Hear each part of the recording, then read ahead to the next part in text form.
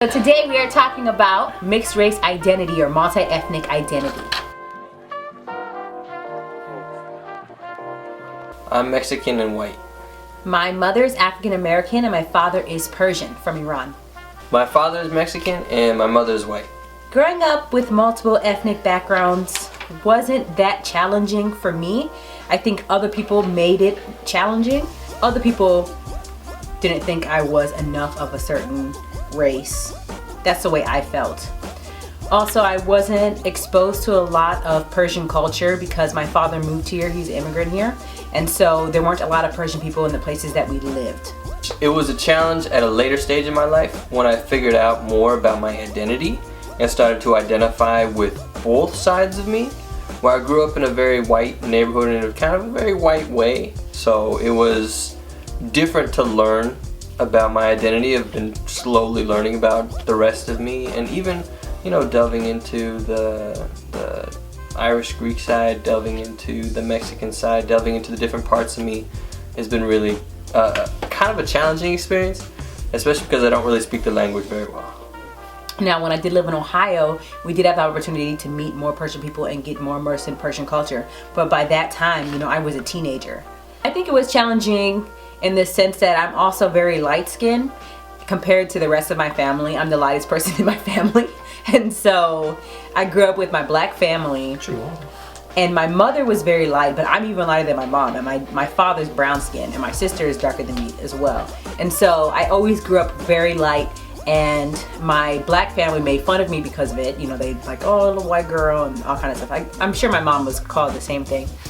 And so I was very self-conscious of the fact that I was lighter than everyone. And so that definitely affected me negatively with my identity. I always wanted to be darker skin. I wanted to be brown skin because I wanted to be like my family, you know what I mean? On both sides, my mom's side and my dad's side, because they're all brown skin. Clashing in different cultures has been difficult because I don't speak my father's language. And then, of course, not speaking the language, I was speaking Farsi. And my father said that he tried to teach me my sister Farsi when we were young, but you know, kids being kids, we were not paying attention, we were playing around, so we didn't learn. I started to, I do have like books on tape and I've been listening to them, and so I'm starting to learn because I think now at this point it's my own responsibility to learn my language, my father's language. My parents named me Scott because my dad had a friend named Scott, and also because it was a name that wouldn't get made fun of. My name is Jaleh, that's my first name, and it means morning dew, is Persian.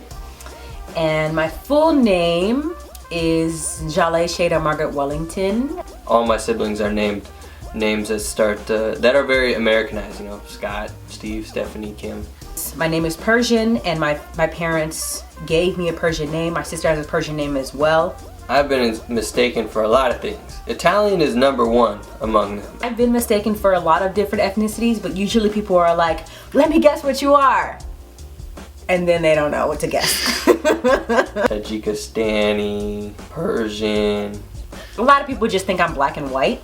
Puerto Rican, a lot of different nationalities. My parents instilled in me early having pride in my identity. My mom has told us that we come from Greek and Irish and, you know, maybe so a little bit of French, German sort of. But no one's ever told me that I was white. It was just sort of an assumed identity. But people have had to tell me that I was Mexican. And I think that's a big difference. I remember when I was, 5 years old, I came home from school and my sister and I were looking in the mirror in the bathroom, and someone had told me at school, they were like, you're white and your sister's black. And I was like, I'm white, me and mommy are white, and you and daddy are black. And my sister was like, no, that's not true. She told our mom, and our mom was like, no, you're African American Persian, you're black and Persian. Okay, you're not white. You need to be proud of who you are, and you need to tell people what you are. So that always made me have a strong connection to my own identity and being proud of that. I think college was kind of a late bloomer. It was when I started to realize race as an identity in general. That's when I really started to explore what I was, and not necessarily in the traditional sense of, I'm branching out and being new things, so what have I always been? And becoming very introspective in that manner. A lot of times people mispronounce my name, but that's okay because, it's a learning experience. And if people take the time to learn, it shows me that they're respecting me, respecting my culture. So I'm definitely proud of my name. I'm proud of my heritage, and I wouldn't want to change that. Of course, I've been teased for being different. Nope. Never. I have been teased for being light-skinned by other black people. I have been teased by black people for being, they call me Arab. I had this girl in high school tell me that Saddam Hussein was my dad. I look like a white guy completely and totally, so I've never been teased for being different. I've had a lot of people not accept me for being black. People don't even realize what Persian is. And then when I meet Persian people, they're like, oh, do you speak Farsi? And I say no, and they're like, oh, well then you're not really Persian, are you? I've always felt left out of Landh culture. I never got schooled in Landh culture. I never was really around it too much that I can say influenced me heavily. I don't speak Spanish, you know, I don't look Mexican unless you knew my father. I mean, you're left out. You're left out if you don't know the language especially. And I think that's really hurt me in times when I try to think about who I am. It's like, yeah, I'm Mexican, but am I really, or can I even say I am? Because I don't speak this language very well. I have a very basic understanding. It's too bad. It's too bad. And it does. It sucks. Now we're going to give our advice for raising mixed race children. Now, we ourselves are not parents yet, but we're soon to be. Well, technically. But and we both have experiences of being mixed race. Oftentimes I've seen a lot of videos about biracial children or how to raise biracial children. Things about parents from one race talking about how to raise a child who is biracial. And so I have not found a lot of resources for when two people that are mixed race come together and have a baby. The baby's gonna have 4 different ethnic identities. Talk about confusing. Right, and so what do you do in that case? And we're gonna give some advice based on our own experiences growing up, things that our parents did well, things that we wish they had done differently, maybe some advice that we've gotten that I don't agree with or he doesn't agree with, and yeah, so we're gonna talk about those things. One of the first things I wanted to talk about was names. We both talked about our own, name stories. We've gotten a lot of questions like, what are you gonna name your child? If you're raising a mixed race child, they're gonna feel different no matter what.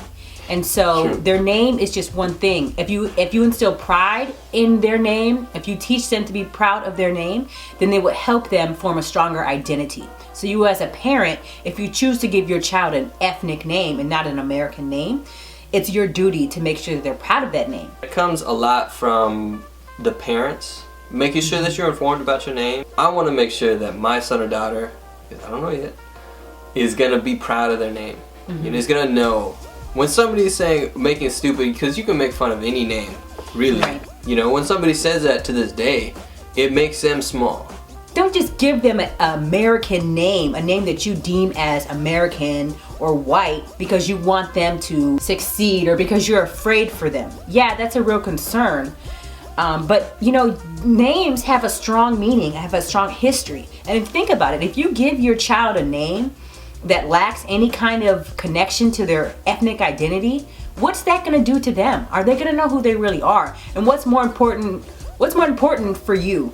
That you're comfortable that your kids didn't get made fun of because of their name, or that they have a strong sense of who they are as a person. We definitely would encourage parents, if you speak a second or third language, to teach that language to your child. I think it's important that when you have a child and you want them to know language, speak to them in that language. They're gonna learn that language because you speak to them in that language, because they're immersed in that language, Music, language, books, it doesn't matter. Just like have that in the home, and that's really important. And I think that's something that it seems difficult to teach something. And you're right. I mean, to teach in the way that we're taught is difficult. No doubt about that. But if you want someone to learn a language, that's easy. You just speak to them in that language. You could also put them in the preschool that speaks Spanish, right, or Farsi, which we plan to do. You can have them around family members more that speak Spanish. Right. Stuff like that. It's important. We understand historically that, a lot of people assimilated to English as a form of survival. But we know now that we want to regain our cultures and we don't want to be afraid anymore of sticking out or being different. So, get rid of that idea that, you can't speak your language to your child. It's important that they learn. And even think about this culture that we're living in, this society is being more and more, it's becoming more and more multicultural. So it's great if they learn another language. It could even help them on a job application. I mean, how many times have you heard on job applications, are you bilingual, and what's the other language you speak? You know, if our parents knew that, then they would have named us all ethnic names and taught us a language. Some advice about talking to your kids about race. Now, there's a lot of workshops and seminars, well, at least where we live in Seattle, that you can go to, where you can figure out, you know, what do you talk to your kids about race? How do you talk about it? So, for many children of color who are not white passing, it is common for them to learn about race very early, as young as 3 years old. I mean, I shared my experience about being 5, but I had heard about race when I was 3. You know, kids will learn about race early on and they'll want to talk about it. So don't be afraid to talk about it with them. And if you don't have an understanding about race to talk about it with them, then go to a workshop, Google it, go online, figure out how to talk to your kids about race. Be honest with them, you know what I mean? Because they're going to have to face it and they're going to have to experience it in their life. And it's better that they don't grow up ignorant and racist. It's better that they have a clear understanding of who they are and their own racial identity. And they learn it from you if you are knowledgeable, rather than learning it from media and all these other things. I completely agree with everything she just said. There's a very real possibility.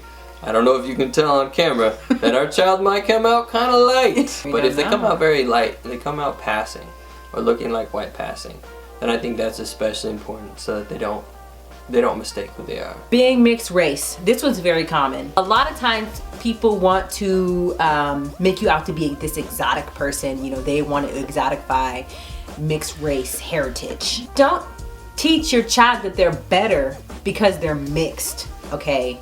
So don't perpetuate racism because you think it's better that your child is mixed, okay? That would be my advice.